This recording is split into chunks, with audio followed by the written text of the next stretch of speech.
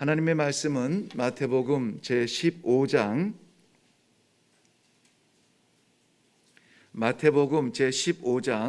21절부터 28절 말씀입니다.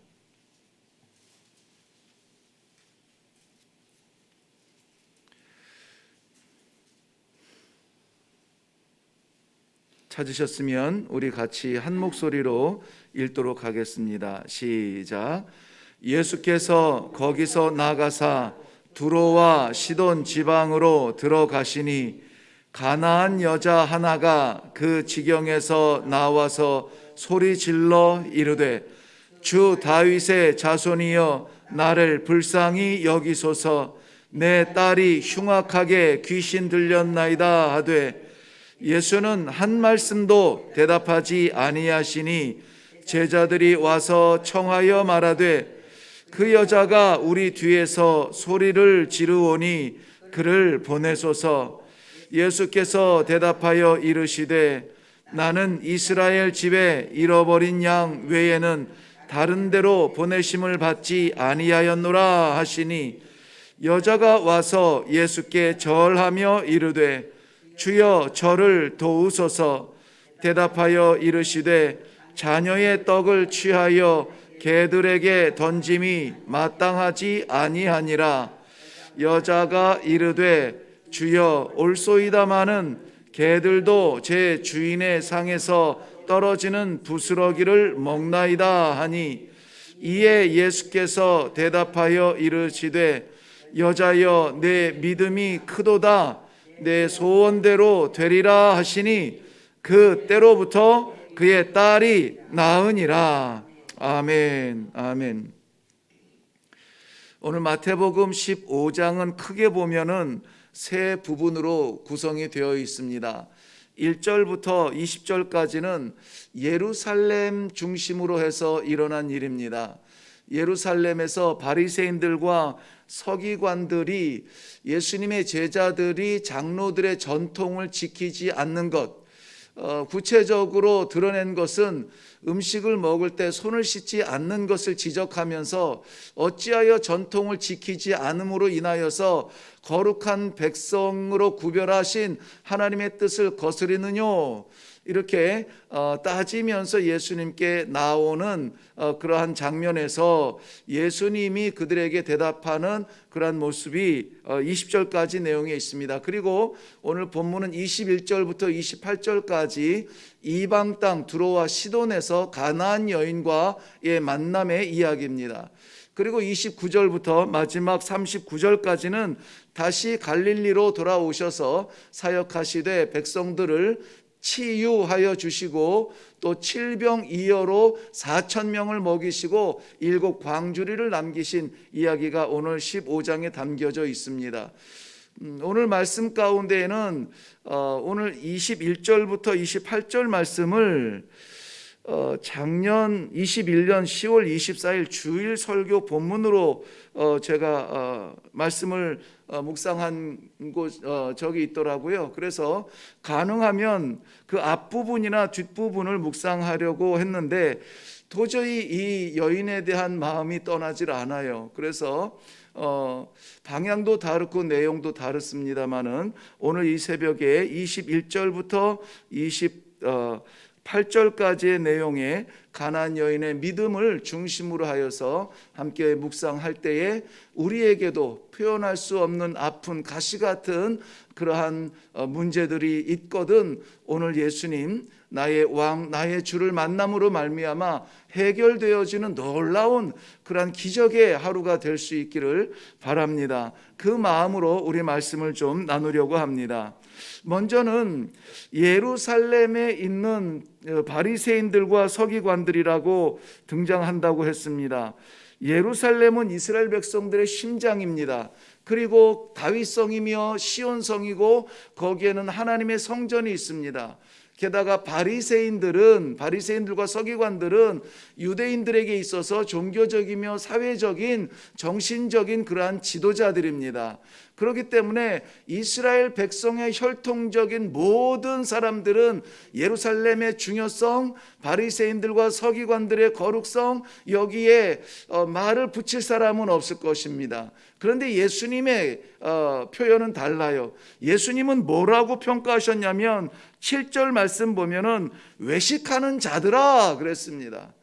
열심히 철저하게 율법과 전통을 지키려고 그렇게 씨름하고 고민하는 이 바리새인들과 서기관들을 향하여서 오히려 외식하는 자들이라, 무엇을 행함으로 거룩한 것으로 여기는 그러한 외식의 겉모습의 행위에 치중되어 있는 그러한 안타까운 표현을 하는 것을 볼 수가 있어요. 그런가 하면 오늘 본문에 나오는 이 22절에 가나안 여자 하나라고 이렇게 되어 있죠. 이것이 병행구절로 되어 있는 마가복음 7장에 보면은 헬라인 수로보니게 여인이라 이렇게 나옵니다. 이방 여인이고 수로보니게 시리아 페니키아 여인이라고 하는데, 가나안이라고 하는 것은 이스라엘의 주변에 있는 이방 백성들을 통틀어서 이야기할 때에 이 가나안이라고 하는 이름을 사용을 하게 되는데, 특별히 그 여인을 만난 데가 어디냐? 두로와 시돈 지방에서 예수님이 가셨을 때 거기에서 만난 겁니다. 두로와 시돈은 우리 이미 잘 알고 있습니다. 두로와 시돈은 둘 다 이 지중해를 끼고 있는 도시로 이 무역과 해상 그러한 산업을 통하여서 굉장히 풍요롭고, 또 이 바닷가나 이 육지와 바닷가를 접하고 있기 때문에 외부에서 들어오는 우상이라든지 내부에서 지켜지는 우상들의 그러한 아주 집합소 같은 그러한 자리입니다.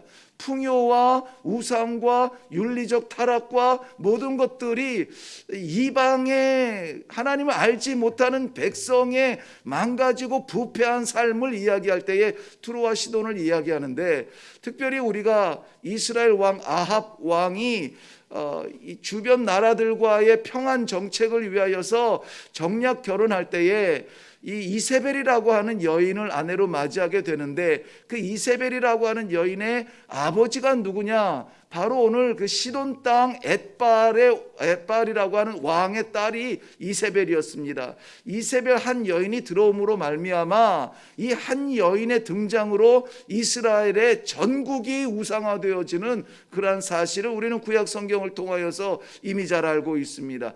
바로 그 땅, 이방 땅이요 우상이 득시걸거리며 예수에 대해서 알 수도 없는 그 땅에서 만난 가나안 여인, 그 여인은 믿음을 인정받는 역사가 오늘 나타납니다.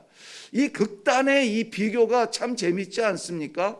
예루살렘, 믿음의 심장인 예루살렘의 바리새인들과 서기관들이 그 율법과 전통을 지키려고 하는 그 모습을 보면서 다 이 외식하는 자들아 평가를 내린 반면에, 이렇게 구질구질하게 물질에 매여 있는 이 세상적인 이방 땅, 그것도 시돈 엣발의 본토가 되는 시돈과 이 땅 두로에서 만난 가나안 여인, 하나님의 거룩한 백성의 관점에서는 가치 없는 여인이죠. 그 가치 없는 여인을 통하여서 오늘 믿음이라는 것을 우리에게 소개해 주고 있습니다. 믿음. 자, 이 여인이 예수님 앞에서 믿음이 있는 여인으로 인정받으며 그 믿음의 역사가 나타나는 배경을 한번 우리 같이 살펴봐요. 이 여인은 이름도 없이 등장하지만 하나 특징이 있는데 뭐냐면은 딸이 귀신 들렸다는 겁니다. 귀신 들린 딸은 어느 사회에서나 자랑거리는 되지 못합니다. 부끄러울 것입니다. 아마 이스라엘 백성 속에서 있었다면은 숨어 지내야 되고 하나님의 저주를 받은 그러한 것이라고 아마 백성들로부터 배척을 당했을 수 있습니다. 그나마 우상들의 땅이기 때문에 버티고 있었는지는 모르겠지만은, 사람들이 돌 던지지 않는다 하여도 어미의 심정에서는 이거는 너무나 가시 같은 문제예요. 사랑하는 딸이 귀신 들렸다는 것은 포세션이라고 하는 건데 귀신에 사로잡혔다는 겁니다. 귀신이 들어와 있는 것이 아니라 이 아이가 자기 자의적으로 할 수 있는 것이 아무것도 없고 귀신이 하라는 대로 꼼짝없이 끌려다니는 그러한 회개망측한 존재가 되었으니 부모의 심정, 그것도 낳은 어미의 심정은 어떻겠습니까? 아마 이 방법 저 방법을 찾았을 것입니다. 사람을 찾아다녔을 거고, 약도 먹여봤을 것이고, 굿도 해봤을 것이고, 이런저런 우상들 앞에서 아마 쫓아다니면서 방법을 다 해봤을 거예요. 소용이 없었습니다. 그런데 이 여인의 귀에 예수 그리스도가 이 땅에 들어와 있다라고 하는 이야기를 들은 거예요. 주저하지 아니하고 예수님께 달려가서, 이 여인이 예수님을 부르는 첫 이름이 뭐냐면 주 다윗의 자손이여, 이렇게 불러요. 주 다윗의 자손이여. 다윗의 자손이라고 하는 것은 이방인들에게는 아무런 의미가 없는 호칭입니다. 오직 유대인들에게만 다윗의 자손으로 오실 메시아를 부르는 이름이 다윗의 자손이에요. 다윗의 자손인 게 뭐 자랑스럽습니까? 밤낮 수천 수백 년 동안은 남의 나라 종노릇하고 억압받고 살아가는데, 그런데 이 여인은 예수 그리스도를 주 다윗의 자손이여 이렇게 부르고 있습니다. 오실 메시아가 당신이라죠. 구원하실 메시아가 당신이라죠. 나를 불쌍히 여겨 달라고 부르고 있는 것입니다. 이 본문에서는 이 가나안 여인이 예수님을 3번을 부르는데요, 22절 말씀은 지금 나눈 것처럼 주 다윗의 자손이여, 주 다윗의, 이렇게 부르는데도 우리 예수님이 외면하세요. 모른 척 하십니다. 요즘 아이들 말대로 쌩 까는 거죠. 그리고 25절 말씀에 가서 보면은 나는 이스라엘 집에 잃어버린 양을 찾아서 왔다. 나는 이방인들을 위해서 온 것이 아니다라고 딱 잘라 말하는데도 이 여인은 주여 저를 도와주소서, 주여 저를 도와주소서. 27절 말씀에도 내려가면은 주인이 자녀의 떡을 개에게 주지 않는다, 그렇게 말씀하시는데도 이 여인은 굴하지 아니하고 주여 개들도 주인의 상에서 떨어지는 부스러기를 먹습니다, 이렇게 메어 달립니다. 이거 보통 사람으로 이렇게 자존심 내려놓고 그렇게 말할 수 있는 것이 아니에요. 무엇보다 이 여인이 3번을 주님을 부르는데 다 주여 주여, 예수님을 주님이라고 부르고 있습니다. 그런가 하면은 전통을 지키던 번역이 그랬는지는 모르겠지만은 여기서도 그렇고 어디서도 그렇고 주님이라고 부르질 않아요. 바리새인들과 서기관들은. 오늘 1, 2절에 보면은 당신의 제자들이 어찌하여 그렇습니까? 당신의 제자들이 어찌하여 그렇습니까? 이 일종의 무슨 교사, 선생 정도로 이렇게 부르는 것을 볼 수가 있습니다. 이 여인에게는 예수님이 주님이어야만 하고, 예수님께서 이 메시아가 되어서 나를 치근히 여기시며 나를 돌아보셔야만 하는 간절한 이유가 있었습니다. 귀신 들린 그 딸을 위하여서 소리질러 부르고 있다고 오늘 본문에서는 말씀하고 있습니다. 한번 우리 찾아가 보겠습니다. 22절 말씀 보세요. 가나안 여자 하나가 그 지경에서 나와서 소리질러 이르되 주 다윗의 자손이여 나를 불쌍히 여겨소서. 이 소리질러라고 하는 말은 에크라센이라는 말인데, 이 말은 제가 항상 기도에 대하여서 강조할 때마다 해석을 해주는 부분입니다. 그냥 기도하는 것이 아니라, 물론 이 데시벨의 차이는 중요하지 않습니다. 본문의 정신은 아무튼 어쨌든지 간에 크라잉 아웃이에요. 부르짖는다는 겁니다. 울부짖는다는 겁니다. 고상하게 하는 기도가 아니라는 것입니다. 도대체 무슨 말인지도 모르겠는데 그저 아이가 엄마를 외치듯이 제대로 말도 못하면서 부르짖고 울부짖는 그런 절절한 심정으로 예수님 앞에 나오는 거예요. 처음 본 남자 앞에 주님이라고 굴복하며 자기 자신을 개처럼 여길지라도 나를 불쌍히 여겨달라고 하는 이러한 여인의 겸손함과 낮아짐, 그것은 믿음이 아니면 할 수가 없는 일입니다. 믿음 생활을 하면서, 신앙 생활을 하면서도 나 자신은 유지가 되면서 믿음의 새로운 세계를 함께 병행하는 그런 오해들을 하기가 쉬워요. 믿음은 철저하게 내가 아니라 하나님이십니다. 내가 나의 성향이 있고 내가 나의 방법이 있고 내가 나의 성격이 있어도 경험이 있어도 그런 것들이 다 철저하게 무너지고 하나님께서 그저 말씀하시고 명령하시는 것 그거 한번 해보겠습니다 고백하는 것이 믿음이에요. 예수님의 냉대와 무시는 정말 그 여인을 버리는 무시가 아니라 여인의 믿음을 시험하는 것이었습니다. 사무엘상 24장 14절 말씀에도 보면은 이 다윗이 자기를 죽이려고 쫓아오는 사울에게 죽은 개 같은 왕이 어떻게 죽은 개 같은 나를 쫓아오십니까?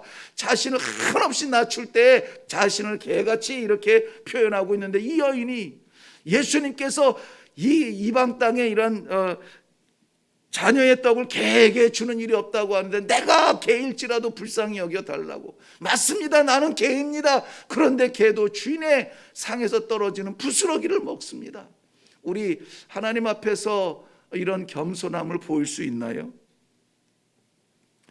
이 여인은 자신이 철저하게 부서지더라도 자신이 철저하게 짓밟힐지라도 자신의 인격도 사라지고 자신이 개처럼 여김을 받는다 할지라도 멈출 수 없는 것이 있었습니다. 그것은 주님께 나아가 간청하는 것이었어요. 예수님께 나아가 간청하는 것이었습니다.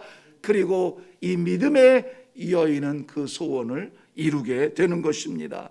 사랑하는 성도 여러분, 때로는 허공을 치는 것 같고 때로는 들으시지 않은 것 같고 하나님이 나를 사랑하지 않는 것 같고 하나님이 나를 버리신 것 같고 하나님이 나를 개처럼 외면하는 것 같을지라도 포기하지 마세요. 우리는 어차피 하나님께서 주시는 생명을 사는 사람들입니다. 은혜 아니면 살아갈 수 없는 사람들입니다. 하나님 은혜가 아니면 안 됩니다. 하나님 나를 불쌍히 여겨 주옵소서. 끝까지 붙들고 바짓가랭이라도 붙들고 매어달리는 심정으로 우리 주님의 이름을 부르면서 이 아침에 우리 나아가서 우리의 간절한 그 소원이 이루어지는 축복을 누리시기를 주님의 이름으로 축원합니다. 기도하겠습니다. 아버지, 외형적으로 형식적으로 들락거렸거든 용서하시고 우리 자신이 무너지고 개처럼 여겨진다 할지라도 우리 주님 붙들고 씨름하는 기도가 뜨거운 간절한 믿음의 사람들이 되게 하여 주시옵소서. 외식하느라 수고하고 땀 흘리다가 외면당하지 아니하고 절절히 우리 주님 아니면 살아갈 수 없습니다. 은혜로 나를 살펴 주옵소서. 기도하며 신앙생활하며 마음의 소원들을 이루는 승리하는 실적이 있는 증거가 남는 믿음의 성도들이 되게 하여 주시옵소서. 이 아침에도 우리의 능력은 없고 우리는 자격이 없지만 불쌍히 여겨 주시어서 그저 불쌍히 여겨 주시어서 주여 용서하시고 주여 이루어 주시고 주여 해결하시고 주여 고쳐 주시옵소서. 예수님의 이름으로 기도하옵나이다. 아멘.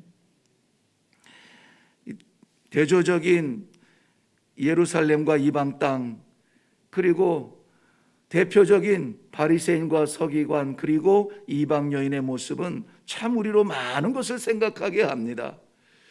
우리는 그저 소원이 있거든 이루어야죠. 간절한 제목이 있거든 해결돼야죠.